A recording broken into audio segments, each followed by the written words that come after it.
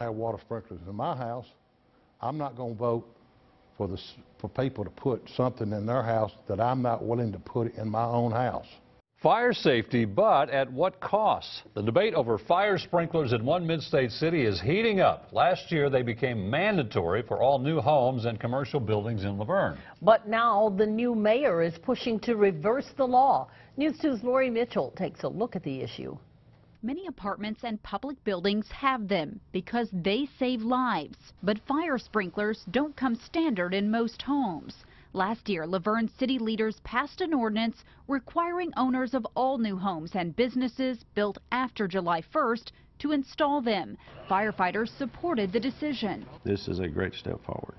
Our leaders have been proactive, and they've also been reactive to our needs. But now the newly elected mayor wants to reverse that ordinance. If they want a water sprinkler, I'm all for them to put it in, but give them the choice.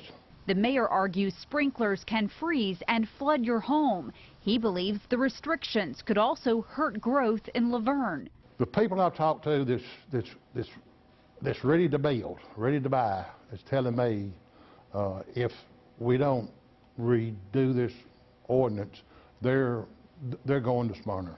Not everyone supported the idea when it was first proposed. Sprinkler systems cost several thousands of dollars, and many builders said it put a financial burden on them.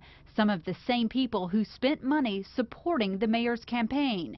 Still, the mayor tells us his decision isn't politically motivated. It's about doing what's right. The government ought to not dictate to people. Lori Mitchell, Nashville's News 2.